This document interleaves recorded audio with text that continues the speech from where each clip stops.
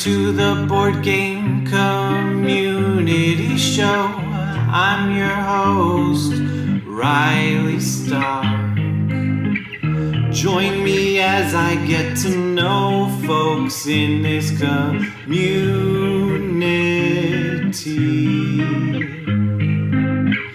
They could be designers or streamers, podcasters, YouTubers, publishers, whatever. Really anything with an "er" at the end of its title is welcome here on the Board Game Community Show.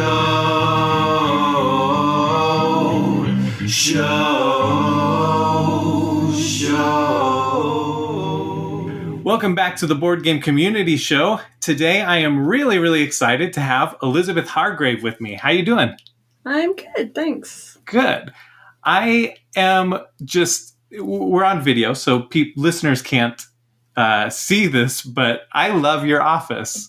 Thank you. And my messy desk. Well, I usually clean it up when I'm going to be Oh my gosh, that's not messy. That is I wish that my desk right now was nearly that clean. No, it's got, some board game components in a salad bowl. Is that lunch? That was lunch. While I was on a playtest on Tabletop Simulator. So. That's awesome. You have birds, you've got bird pictures, you've got butterfly. Is that a butterfly? What is that? It's just a little painting card. Oh, okay. Yeah. And you're even wearing a bird shirt. I am. Yeah. It happens around here. I love it so much. It's just there's so much joy. And yes, you designed Wingspan and Mariposas, but you very sincerely and honestly love these topics, those things. Yeah. So, yeah. Anyways, I just wanted to gush about that for a second. We'll start off with the standard questions, and then hopefully we go off on tangents. So, what got you into board games? I grew up playing a certain amount of mass market games. I'm 8 years older than my little brother, so it was something that I did with my parents when I was an only child, and then that I could do as sort of a middle ground with my brother. For simple stuff. We played a lot of Hearts and I don't know, never Monopoly. I was never into Monopoly, but other Clue. We played a lot of Clue. I really liked deduction games, Clue and Mastermind. And in college, my house that I lived in, we played a lot of Scrabble and Spades, stuff like that. But I started playing modern hobby board games. I can pinpoint it to a specific weekend in 2005 that I was at a weekend retreat with a bunch of people, and someone had brought a bunch of board games. And so that weekend I played Ticket to Ride. I played Carcassonne, I think. I don't think we played Catan that weekend, but soon after, I just kind of hooked into this group of people that were super into these games. And I was totally hooked. Yeah. Oh, man, that is really cool. It's the same for so many people. There's that holy trinity of of Ticket to Ride, Carcassonne, and Catan. Right. So as much as some people knock them, they're great. They're such good gateway games. Yeah. I mean, and now Wingspan. Wingspan is a huge gateway game too, I think, for so many people. That's weird to think about. Yeah. Yeah, it is weird to think about. Well, what got you into game design? It's probably almost a decade later, a little less, maybe 8 years after I started playing a lot of hobby games, sort of sitting around with some friends and going, why are all these games that we play about castles and trains and nothing that we actually care about? Because my group of friends that I game with are also all very outdoorsy, nature-loving people. So, yeah, my spouse was actually the one who was like, what if there was Race for the Galaxy, but with birds? And my brain just kind of latched on to that and wouldn't let it go. Oh, that is so cool. Your first idea is such a big hit. Yeah, it took a long time to get it there, but yes. Yeah, how many years did it take? I think I worked on it off and on, as a side thing for 2 or 3 years before I pitched it. And then once it was signed with Stonemaier, we did another year of development together before it went off to the printer. Oh, that's exciting. Yeah. Was it fun working with Jamie? Oh, it was great. It was like a masterclass in game design. So I would do stuff and send it to him, and he'd play it a few times, and then he'd send me these long emails of like, here are all my ideas of ways that this could be better or issues I ran into or whatever. And I would go off and work on it for several more weeks and send him something else. So it was sort of back and forth like that for a while. How important was it that there was like an educational aspect of this? I wanted it to be like a true to life. I always sort of said like I wanted it to be a good game first and like meaty and satisfying to gamers. And I didn't want any of the information in it to be wrong or made up. And I kind of knew just from playing it that like people would pick up information sort of passively from playing it. But so many games that are explicitly educational are like trivia based, and how well you do in the game is based on how well you remember the information. And I didn't want it to be that. Like I wanted how well you do in the game to not rely on anything that you know about birds. Partly because like my friends and I know different amounts of stuff about birds, right? So like that is a very clear example of like that game just doesn't work. A trivia-based game about birds does not work in a mixed group of people who are birders and not birders. But Wingspan does, right? Like you can play with your best friend that hates birds, but maybe they're into like just the mechanics of the game, and it works. Yeah. And I love playing it with my wife, and she gets really, really into it. And it'll be fun because sometimes like a bird card will come up and she'll be like, oh, I have a memory tied to this bird, and talks about it. And or like just looking, when it's not your turn and you're just looking at your cards or looking what's out there, and you're like, oh, I didn't know that about that bird. Like, oh, that bird's huge, or oh, like just all that fun little information that's like passively educating us. Clever. Right. Well, and I get messages from people sometimes. Like someone just sent me something that was like, I saw a red-winged blackbird today and like knew what it was because of playing Wingspan. Oh, that is incredible. Cool. Yeah. Well, I have a question kind of relevant to this. So how many, if we were to like take off all the names from the birds and just do them like flashcards, how many do you think you could do? Do you think you could do all of them and all of the expansions? Definitely not all of them. But, well, definitely not all the expansions. I know the North American bird's the best, by far. I could probably do most of them, but I'd stumble on a few. I mean, there's birds in there that I've never seen. There's some really rare birds that are like a sparrow that, sparrows are hard for me. Oh, really? They all look very similar. Yeah, they're just like little brown birds. That's fair. Yeah. But I haven't gotten to that level of birding where I really care about knowing what kind of sparrow that is. Most of the time. Sometimes when I'm out, I'll actually work on it and figure it out. But my spouse is there. He really? The sparrow species. Oh my God, yeah. He's a much better birder than I am. Who got who into it? He was into it before me. I mean, we were always very, like, nature-y people. Like, we had binoculars because we liked looking at all kinds of things. And then he started getting specifically into birds a little bit before I did. And then we were in Costa Rica, and that's when I really got hooked because they have so many amazing birds down there. Oh, that is neat. Yeah. Do you, like, journal them? We keep lists on an app called eBird. Oh, okay. And it's like a community science database. So lots of birders will keep track of what they see each day that they are out birding. And then that gets used by ornithologists to like track bird populations and migration patterns and things like that. Whoa. Yeah, it's really cool. And it's actually, I downloaded that data to do the Wingspan birds because I wanted to make sure for different regions that I was getting like the most common birds that people would be really familiar with. Because I want like it's fun to put the really colorful exotic birds in there that are, uncommon and exciting. But I also want like the plain Jane, everyday birds that everyone knows to be in there. So. Yeah. Well, it hits that like dopamine release. I know that bird. Like, hey, yeah, like I recognize that. Yeah. That's cool. Well, we don't have to talk about Wingspan this entire time. That's, this isn't a Wingspan podcast, but I'm just so excited because I have a couple questions from a designer friend of mine who introduced me to Wingspan.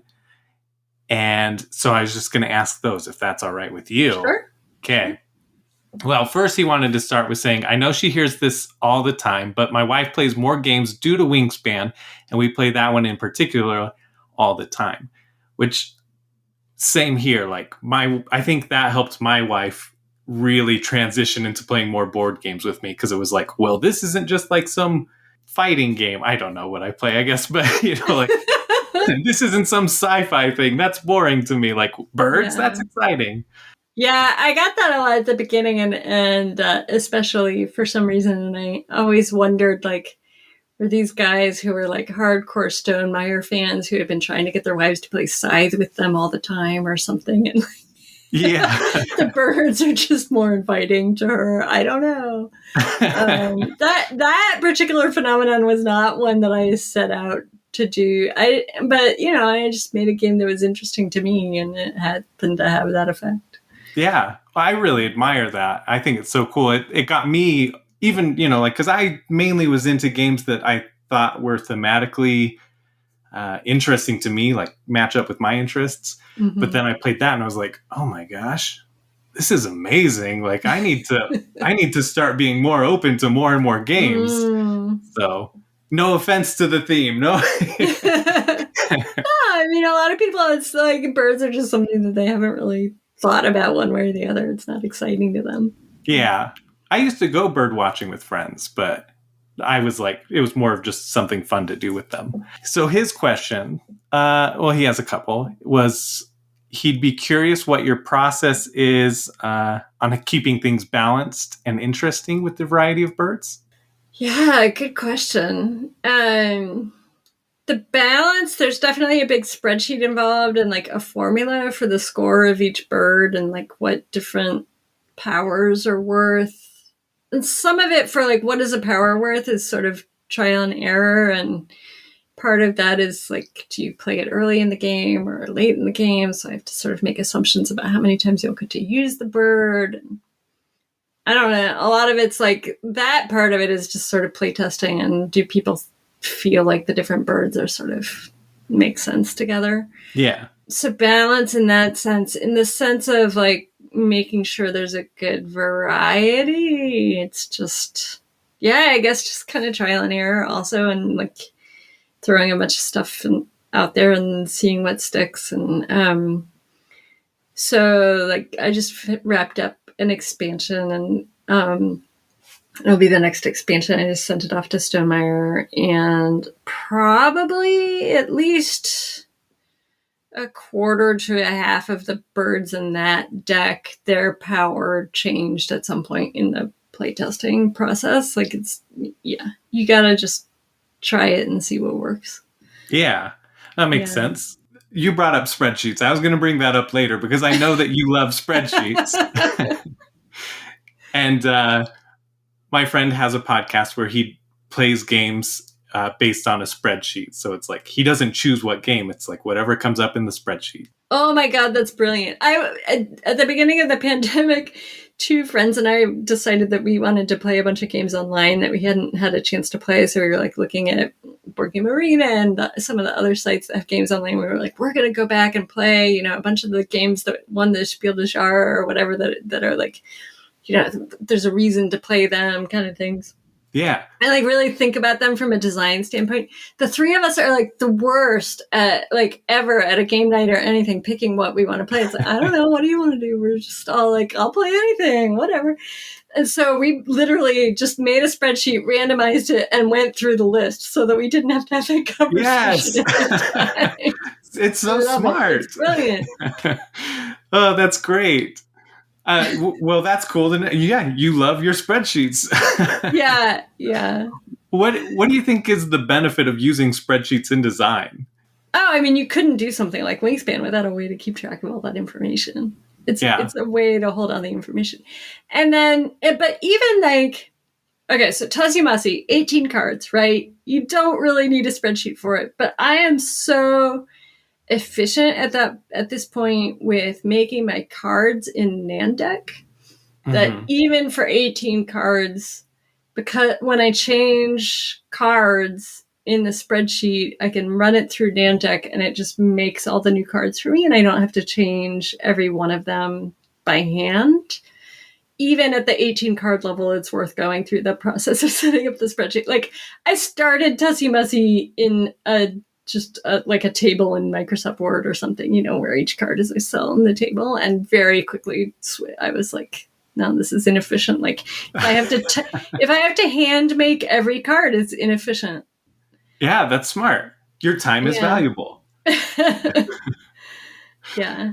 This one, he asked this, and then I have a follow-up with it. So, do people get critical about how powerful ravens are in the game? And I want to tack onto that. Like, do you ever get tired of people just like kind of picking apart certain things of the game? People are definitely critical about the ravens. Yeah. It was, I'll say the ravens were partly intentionally strong, and maybe partly my formula was off. Who knows? Like, whatever. Do I get sick of it? Is that the other half of the question? I don't know. I mean, whatever. There's always going to be something.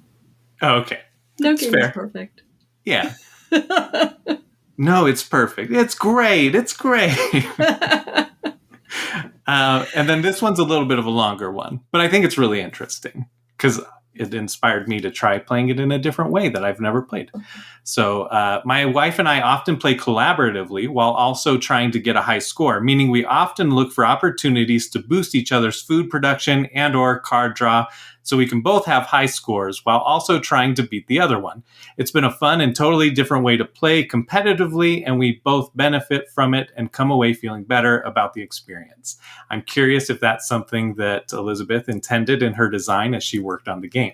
I mean, not exactly that, but it was definitely intentional that there are cards in there that have you boost other players along with getting something for yourself. I don't think people would play them if you were only helping the other person, but for some people, it's uncomfortable, even that feeling that you're helping the other player as much as you're helping yourself.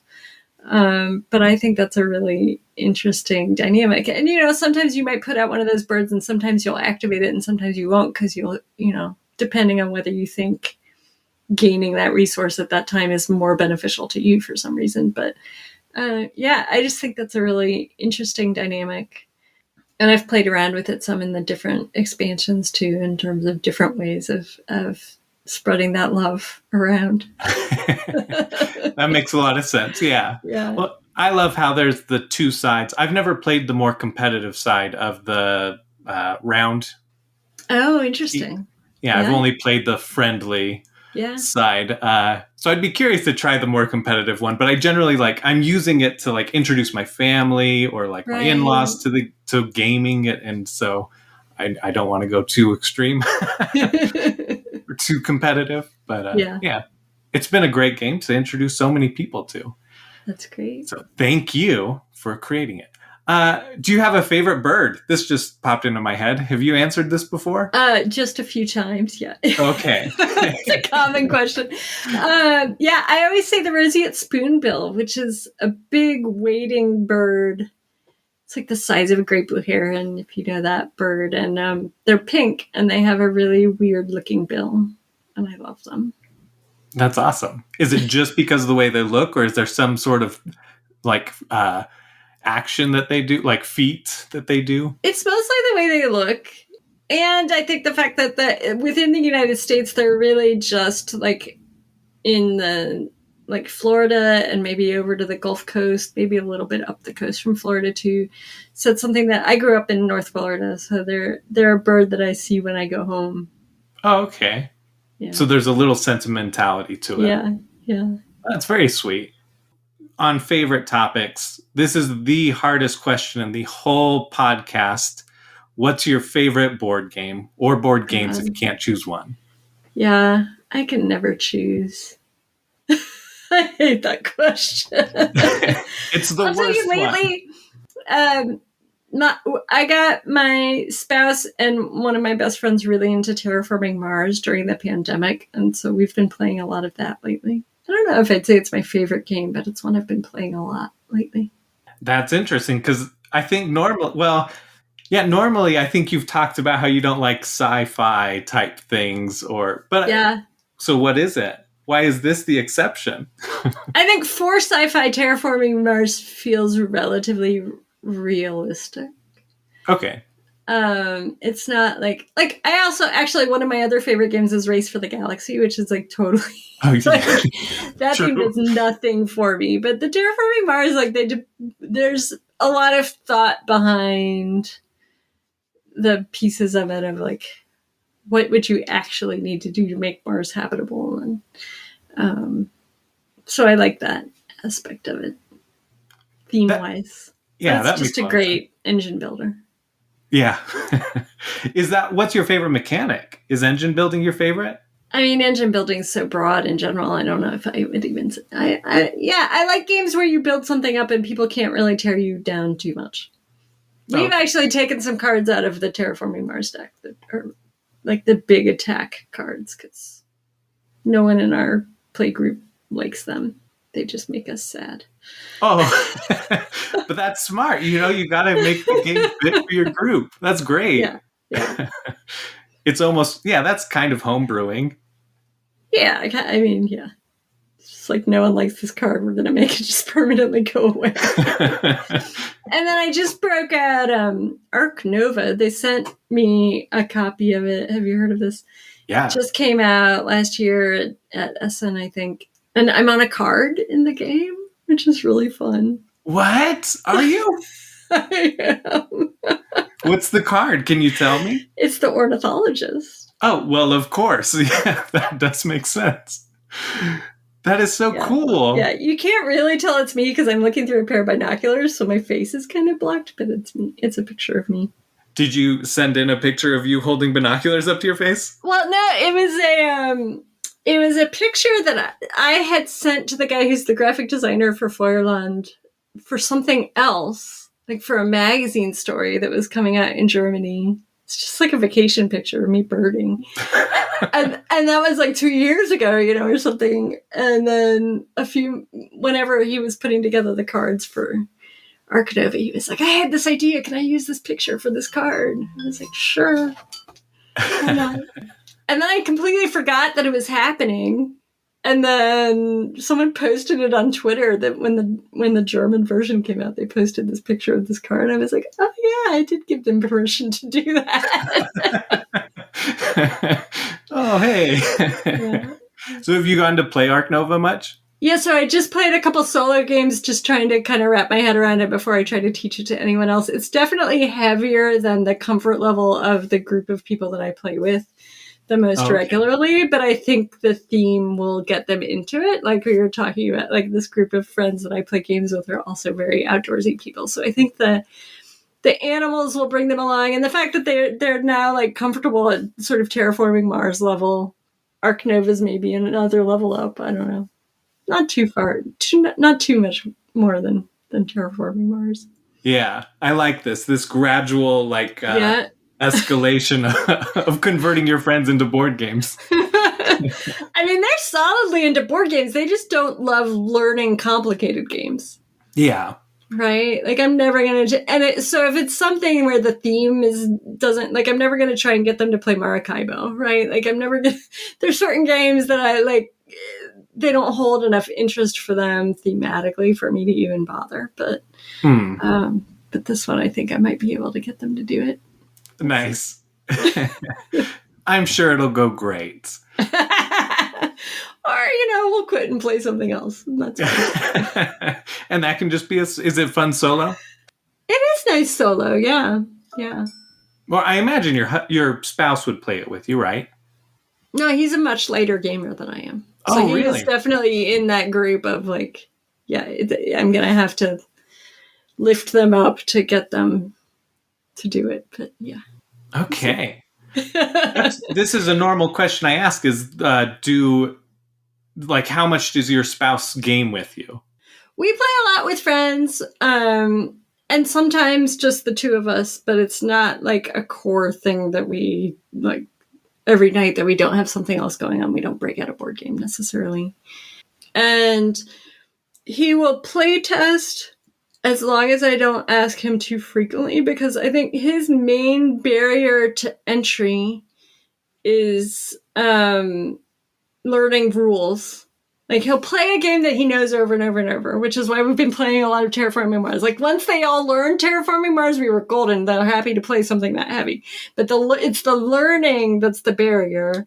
Right. And so when I'm playtesting a lot and the rules are changing every time we play, that's not really a recipe for success. That makes a lot of sense. Yeah.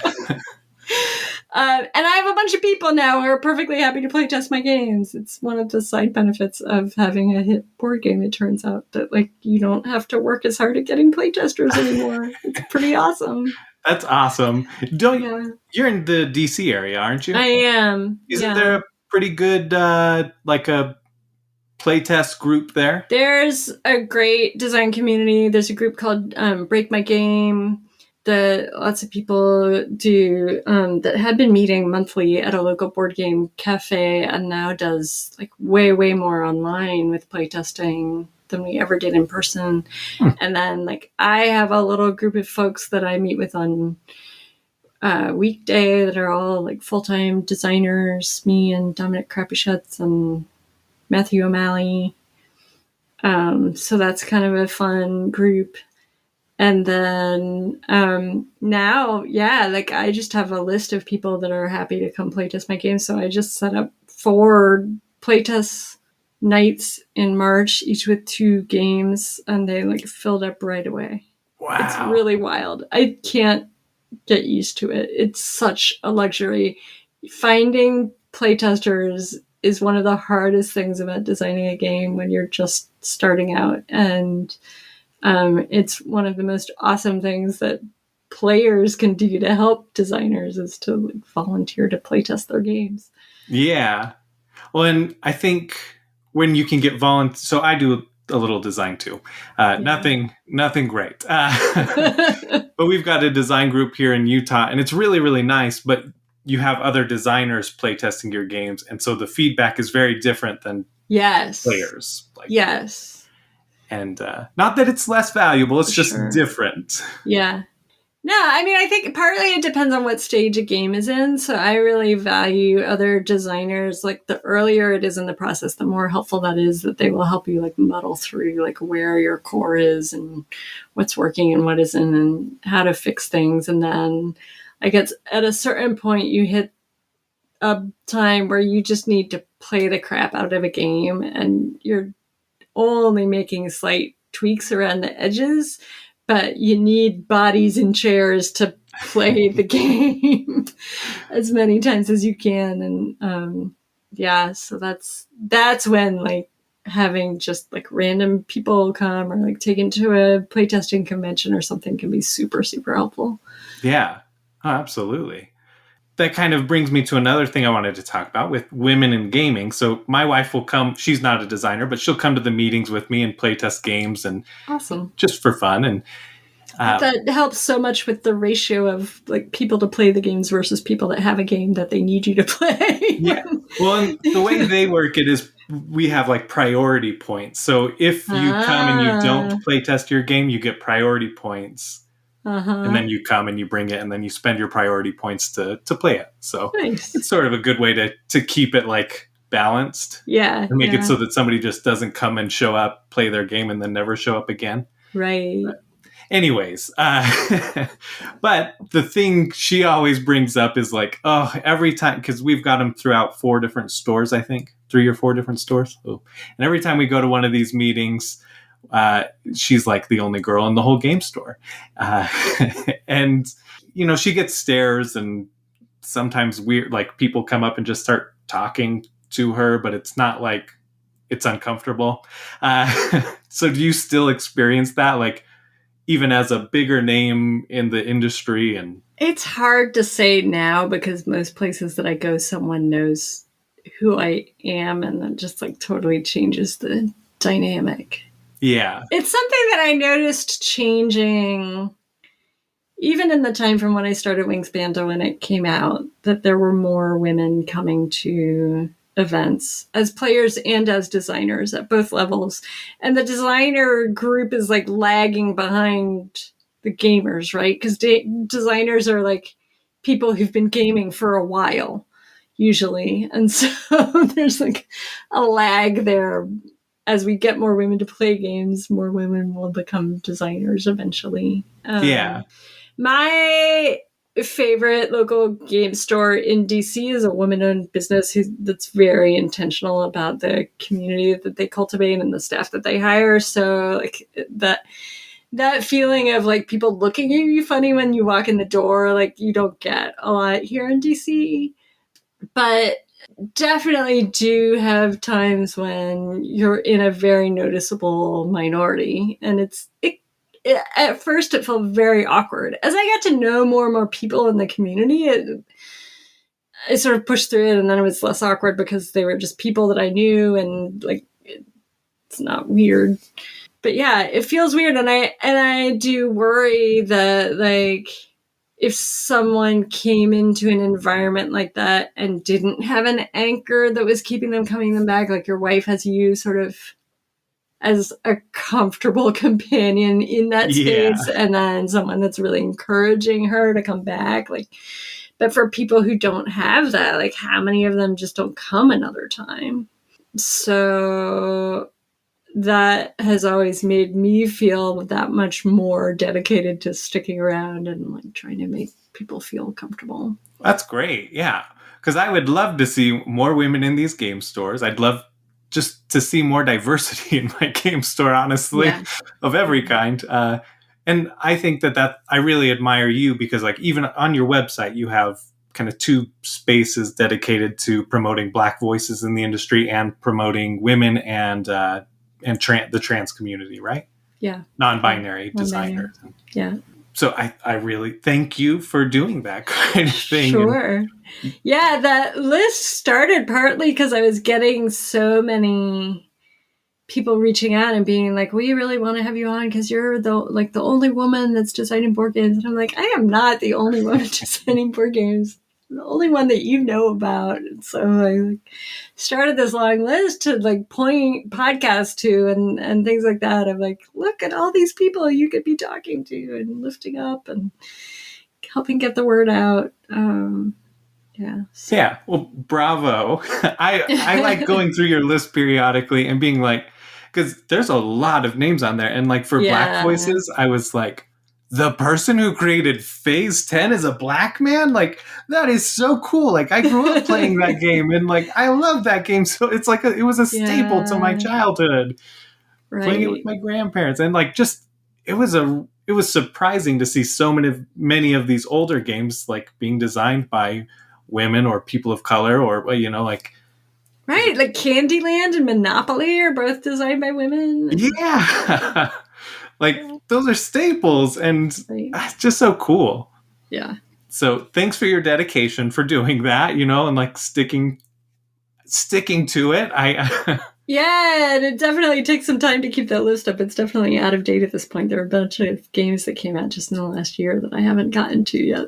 But yeah, and you have literally nothing else going on right now, so it's, you know, like I need to figure out a way to make it more crowdsourced. Like I've talked to the folks at Board Game Geek about, like, I think they're very reluctant to put a flag for gender on people's profiles because Board Game Geek is not known as a particularly friendly environment for women. So I don't know what the answer to that is. Oh, that's disheartening. It is. Yeah. They've gotten very aggressive about moderation because of it. And so I think it may change over time, but yeah, yeah. I've definitely a few times had to like, I now know one of the moderators and will like ping him directly when I start to see stuff. And now they've made it so that you can report posts. And if you report something, they'll jump right on it. Like they've gotten very serious about trying to curate the space and make it more welcoming. Oh, good. That is good. But they don't. So that is interesting, though, that they wouldn't like have it be like male, female, non-binary, or like. They just don't have it as a field in your profile on Board Game Geek. There isn't a way to sort by that. Yeah. Yeah. So you have to like create a geek list. Yeah. And then it becomes like this chore of upkeep of adding games to it, right? Yeah. So I just did one because I thought this would be more manageable. I did like games in the top 500 on Board Game Geek, plus like games that have won major awards. And that's like a manageable chunk. That's like, yeah, it's not too much to moderate. Things. Yeah. Yeah, and it's an awesome list of games that everyone should check out and like make sure that you know who some of the top women designers are. Yeah. They're out there. Well, and I saw you didn't post this, but you've been spreading it around, the Bechdel test for board games. And I like was looking through my shelf and I'm like, oh no, you gotta be kidding me. Like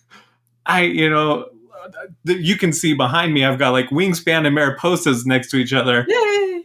Yeah. I'm talking to myself. Yeah, exactly. I'm like, oh, cool. Like, I guess I sort of passed it. Like I do have two of your games. So, well, yeah. So for people who haven't seen this, the Bechdel test originally was from a cartoon called Dykes to Watch Out For in the 80s. And these two women are thinking about going to a movie, but one of them says, I have a rule about what movies I'll go see. There have to be at least two women in the movie. They have to actually talk to each other, and they have to talk about something other than a man. And at the time in the 80s, that was actually like really hard to find movies that met that test. And there's a website now that will like, you can look up out of the movies that came out in the last year, like which ones meet the test. They actually get people to rate them. Yeah. So anyway, this guy's version of the Bechdel test for your board game shelf was just like, do you have two games with at least one of their designers a woman, and that are sitting next to each other on their shelf? So that's sort of the board game version of, are they talking to each other about something? And it's hard. It's really hard given the choices of games that are out there. And so in spreading it, I wasn't like trying to make people feel judged or guilty, but I think it's a really interesting exercise to look at the names on your boxes and realize how skewed the board game market is right now.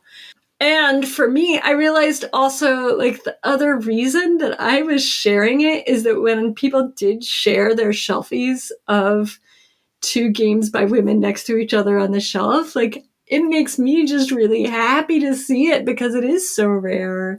And it's, back to what we were talking about being one of the few women in the room often.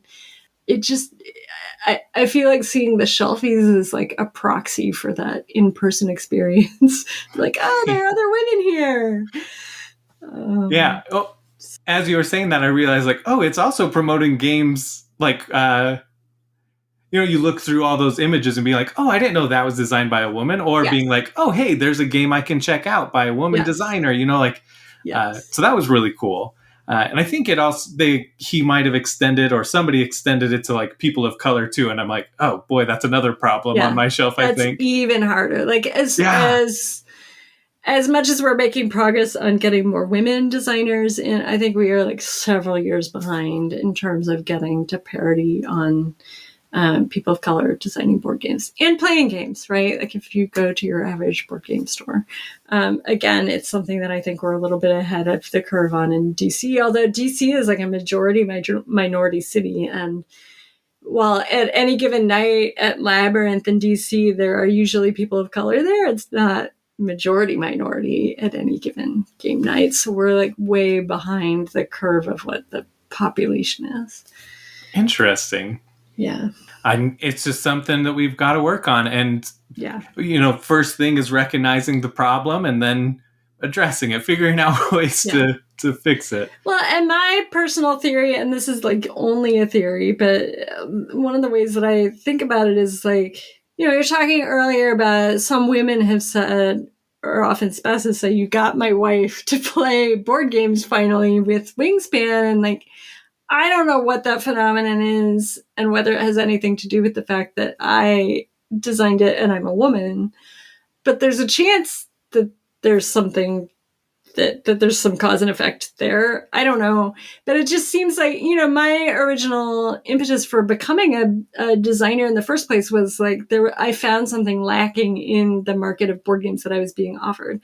And so I just think like the more people that you bring in who are like, these games are just not speaking to me, like I need to design something different, there are going to be a lot of other people like them that they bring in with that game, right? And certainly not only are games like around a lot of themes that appeal to men, I would argue on, whatever that's like socialized and or innate, who knows, but certainly like the depictions of human beings in games are skewed towards being male and very white.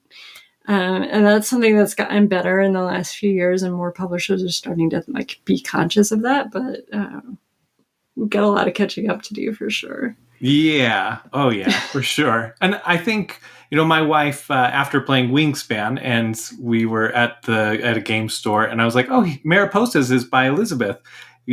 Same person who did Wingspan. And she was like, buy it right now. Like, oh. And so, like, without really, she saw there was butterflies, and she's like, I love butterflies. Like, and, I love Wingspan. So, yes, I'm in. So, I do definitely think there's that, like, that connection, like she's found a designer that she likes, and she really enjoys Mariposas, though she's like, it's way harder than Wingspan, which I'm sure does she think it's harder? Yeah. That's interesting. I think the rules are simpler. Yeah, they are. But maybe it's harder to wrap your head around how to do well at it.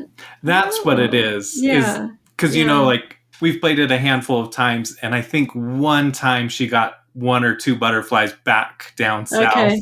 And so it was like, oh, no, like, she has a hard time getting out and then coming back in. But it's such a fascinating and educational thing, again, that, like, I didn't know there was, like, multiple generations to this migration.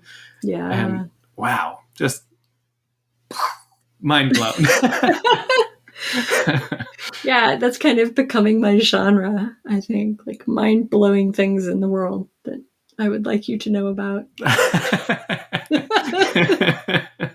I expect a PBS show with you as the host, and or a Netflix series. Right. Mind-blowing things with Elizabeth Hargrave. Right. Well, let's go outside of board games for a minute. What do you like to do? I know a couple of things, but hobbies and whatnot. Yeah. Well, I'm a birder. I have a big vegetable garden. And I am a mushroomer. I'm actually president of my local mushroom club. Oh, I didn't know you were the president. This is a new development. Oh, that's cool. Congratulations. Yeah, thanks. Someone had to do it. Yeah. Yeah. So are you, what is a, I don't want to say shroomer. What's a mushroomer do?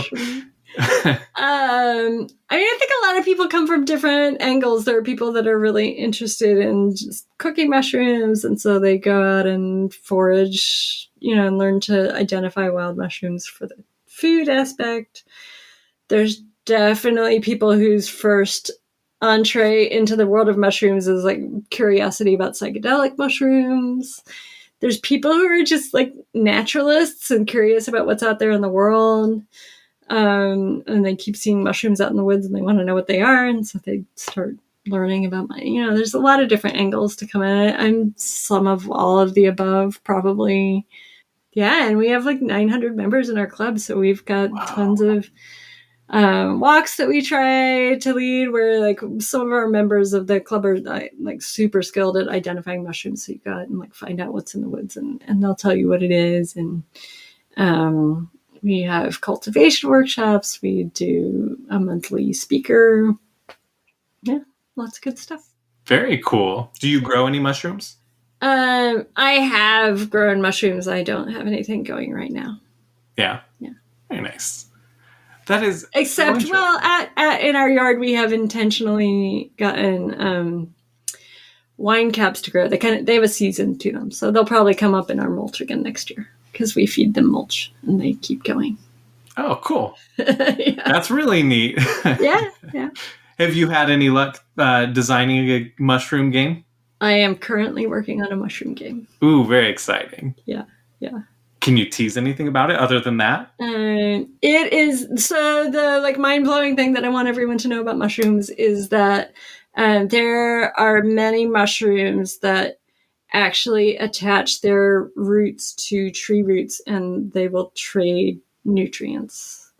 So we all learned in school mostly that mushrooms are just decomposers, and so they grow on wood, right, and break it down, and that's how they get their carbon. There's a group of mushrooms that are not decomposers. They get their carbon because they are really good at getting phosphorus and nitrogen out of the soil, and they give it to trees, and the trees give them some carbon for it.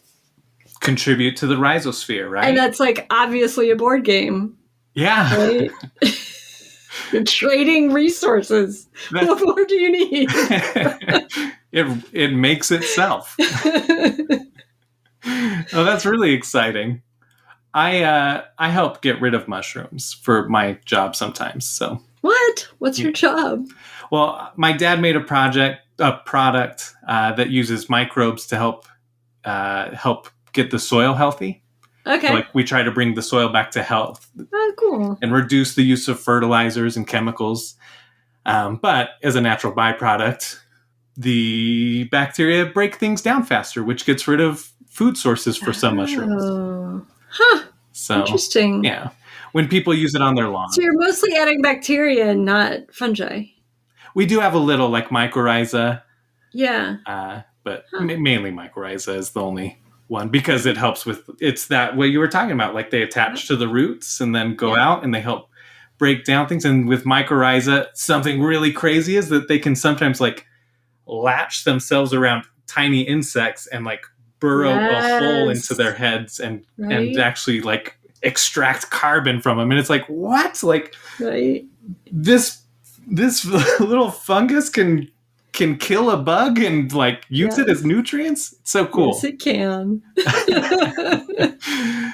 So yeah, that's what I do a little bit of. Awesome. Little tie-in. If you want some, I'll hook you up with some. I would use it on your vegetable garden, obviously, not your. Let's see. Is there anything else what about outside of nature? Do you do indoor things or? What do I do indoors? I don't know. I play board games. I design board games. Are you a TV person? I usually have something that I'm watching. I'm not a huge TV person right now. I'm watching Alone. There's a new season of Alone out. Do you know Alone? I don't. Quizzical. I know. I'm trying to think of it. It's a reality TV show, but unlike most reality shows, there's no interpersonal drama because the entire point is that they take 10 people and they drop them off each individually in the wilderness with a bunch of camera equipment and a knife and a fire starting rod and maybe a few, they get 10 items and they have to survive as long as they can while procuring all of their own food and filming themselves all day, every day. Wow. And then you can tap out, and the last person to tap out gets $500,000 or something. Cool. But they take them to these beautiful places. This current setting is somewhere in British Columbia with the highest concentration of grizzly bears. And so there's a lot of bear encounters. There's a lot of wildlife. In one episode, a guy kills a musk ox with a knife. What in the world? It's wild. Wild. Wow. Yeah. So there's at least one season on Netflix, I think, and then it's a History Channel show, so you can watch it on the History Channel website. That sounds like a History Show channel. Yeah. It's very compelling, and it's both visually beautiful because of where the people are and the animals and stuff, and also amazing bushcraft that these people know to survive in this world. And like it's not interpersonal drama, but there's definitely a lot of psychological drama of like, what is this experience of just being in the wilderness, completely cut off from everybody that you know, any modern civilization at all. Which I think like it's gotten popular really since the pandemic, even though it existed before that, and I think there's a certain resonance there, right? That we've all been sort of cut off from each other. And it takes that relatability to a whole nother level. Be like, well, I'm not in the forest, but I am. At least I don't have to trap a bunch of rabbits for my dinner tonight. Yeah. Would you do that? Would you take up the challenge of alone? I don't have the skills, and I'm not good at being hungry. Like, I can't go longer than 3 or 4 hours without eating. I get hangry really fast. That's totally fair. So I would not be a good contestant. I know a couple people who would probably actually like do a respectable showing, but they're still like, they fall far short of some of the people on this show. It's pretty amazing. Oh, wow. I may have to check that out. Yeah. I think that can... Is there anything else outside of... After my 10-minute commercial for this History Channel show. And this episode is, what do you call it? Now, sponsored. That's what it is. Yeah. By the History Channel. But is there anything else outside of all of these other things? Maybe something people may not know about you. I'm really not that secretive. No, you seem pretty transparent. I do the New York Times crossword puzzle every day. Oh, cool. That's for how long? Hobby. How long? Oh, I only recently really anteed up and paid to have a subscription to do the full thing. But my mom, for years, has saved the Sunday New York Times crossword puzzle for me. She gets the Sunday New York Times in Florida somehow, and she like saves the physical Sunday crossword for me every week. Oh! And so every time I see her, I get a stack of crossword puzzles from her. It's very sweet. That is really sweet. I wasn't doing them every day, but I started doing crosswords when I had a summer job at a lab where I was washing dishes, and it was a lab where they frequently had to like stick things in the centrifuge for 10 minutes, and they wouldn't have something to do during those 10 minutes. So they always had a crossword puzzle sitting out on the bench for everyone to jointly work on. So they kind of got me started on it, and it's been a lifelong hobby ever since then. That's really cool. Neat. I didn't know that. So there you go. Well, we're coming up to the end here, but we got to play Ridiculous Theme first, which this is such an honor for me because you are the inspiration for Ridiculous Theme. What? Yeah. Because what does that say about what you think of my game? Well, and it isn't necessarily you, but when somebody told me about Wingspan, they were like, oh yeah, it's a game about like bird watching. That's the theme. And I was like, bird watching? What? Like, that is so weird. And I was with a friend who was playing it, and his brother was the one telling us about it. Oh, it was actually Dusty. That's why I had him send in those questions. And I was like, what other kind of like weird, ridiculous themes can you come up with? Because ridiculous doesn't have to mean like bad by any means. It's just something that you wouldn't normally think of. Last week, somebody said colonoscopy. Ew. The game. No. Yeah, and he's like, and that's it. I don't have any mechanics. It's just like, that's the idea. One of the earlier ones was like potty training for bummies, where like it's a deck builder where you have to potty train your kid. Oh my gosh. And you don't want to draw the oopsie poopsies. You got to train those out of them, like. I'm pulling up. So I keep a list on my phone. Whoa. Potential but these are like, I don't know. Okay, here's a ridiculous theme.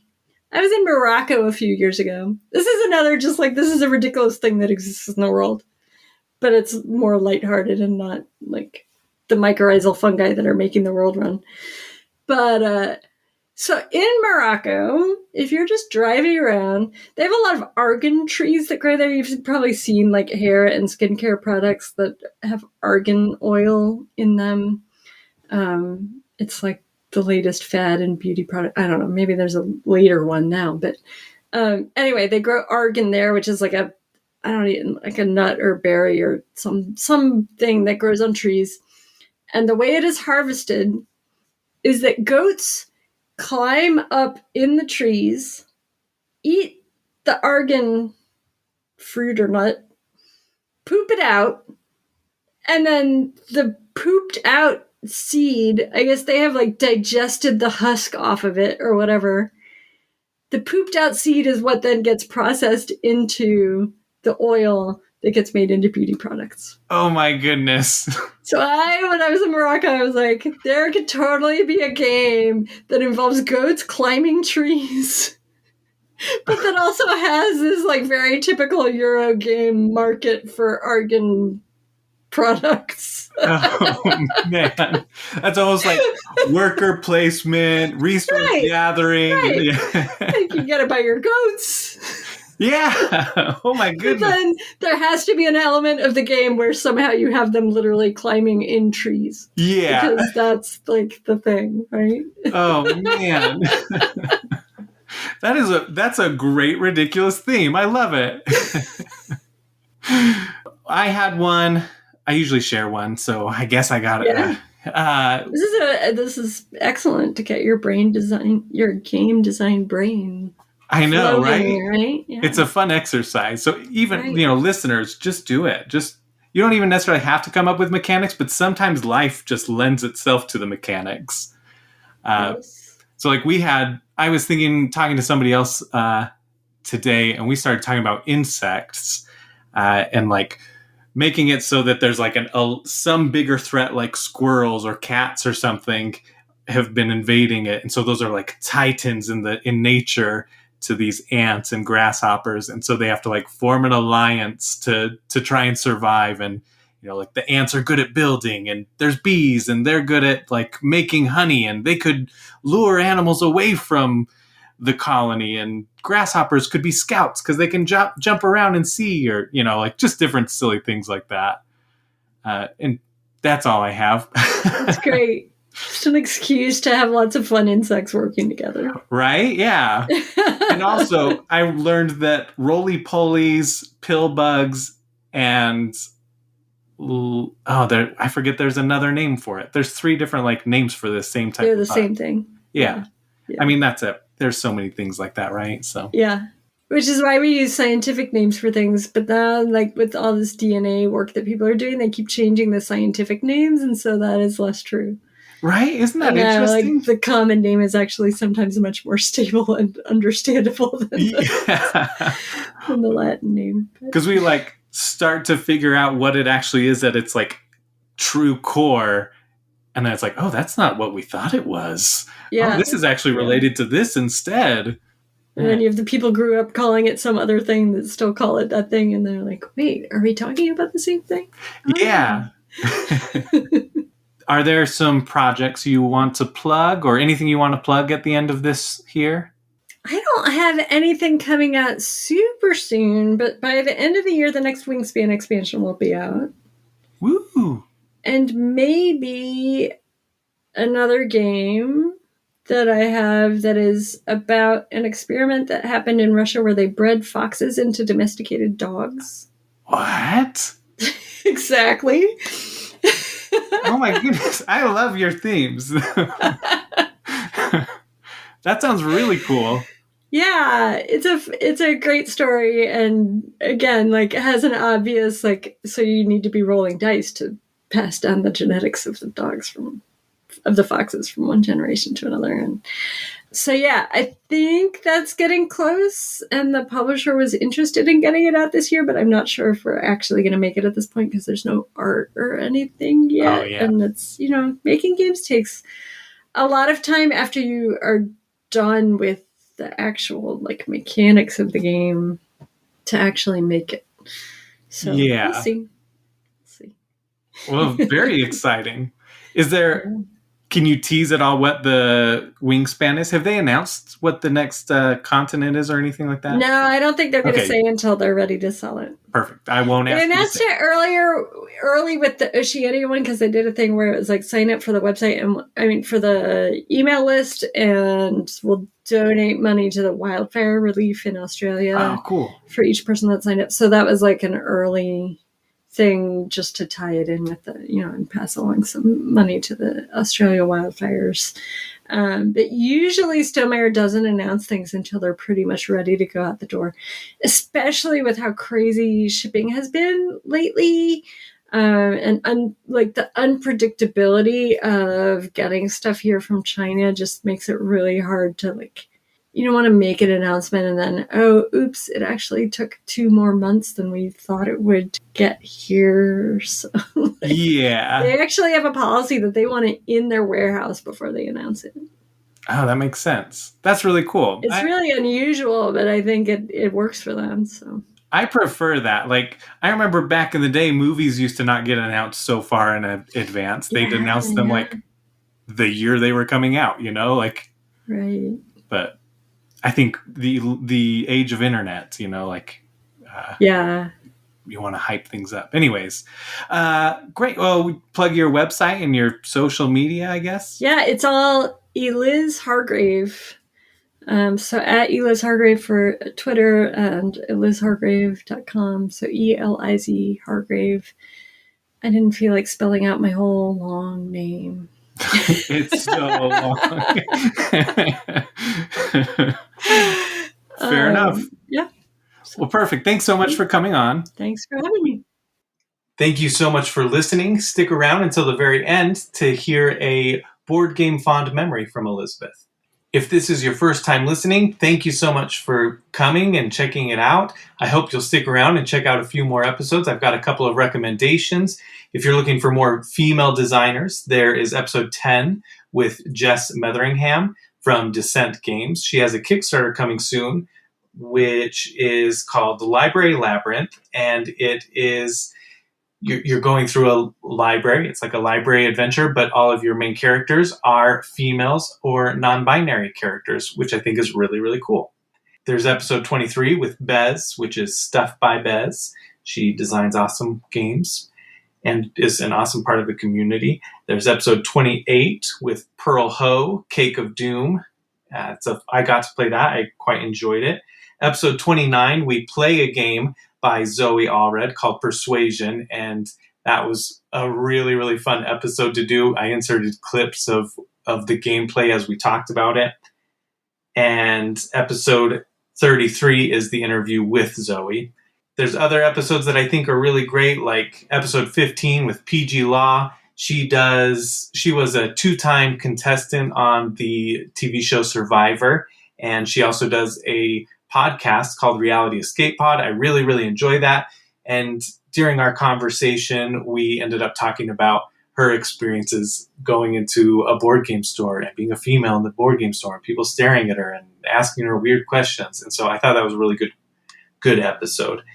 Episode 30, I had Starla and Mick from Our Family Plays Games, and that was really cool. And we talked about getting more inclusion in the episode. And I made a comment during it that wasn't quite right, and Starla corrected me on it. And people asked me, well, why didn't you edit that out so you didn't sound dumb? And I was like, well, I would rather sound dumb so that other people can learn from it, because I learned from it, and it was a very valuable experience. So I'm very proud of that episode.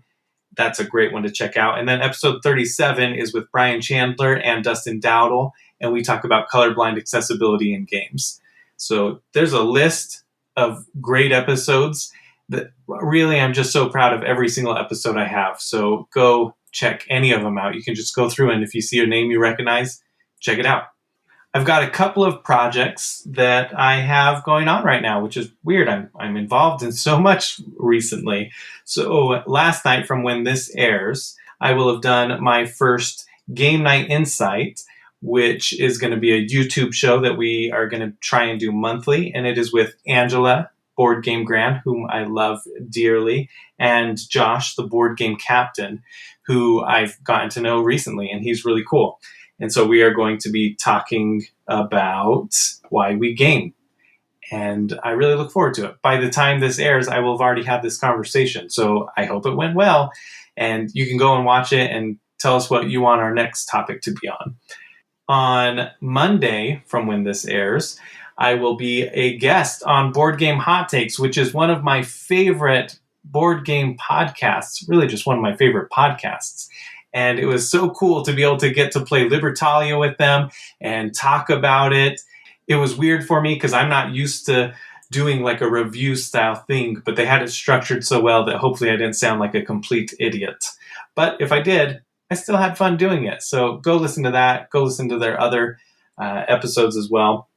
Elizabeth and I were talking about spreadsheets and the love of spreadsheets, and I wanted to point out that my other favorite podcast, Organized Fun with an S, Phil is the host of that. And so go check out that podcast because it is great. And that's where I got the inspiration to do the one Persuasion episode, Community Plays Persuasion.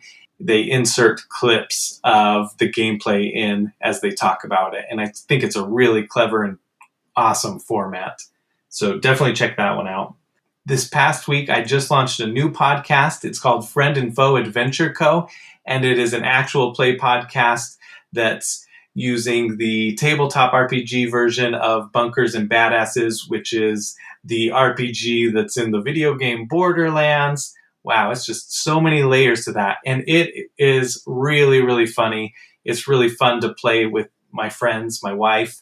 She's on there, and I'm really proud of that. So you can go check that out wherever you listen to podcasts. Hopefully by now it's on nearly everything. And it may not be your cup of tea, and that's okay. You don't have to listen to it. That's fine. It's a totally different type of thing. But we mainly focus on just having fun.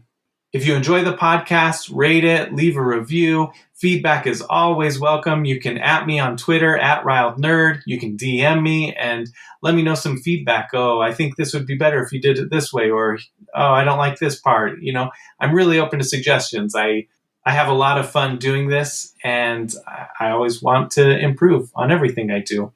Diversity is something that's really important in our community, and we need more of it. So if there is any way that I can help, if there are some designers, artists, content creators that are people of color, female, non-binary, whatever it is, feel free to DM me or email me and let me know if you want to come on the show. I would love to have you promote what you're doing and be able to help however I can. You can find me on Twitter @RiledNerd. You can email me at TheBoardGameCommunityShow @gmail.com. And that is it. Until next week, keep nerding out.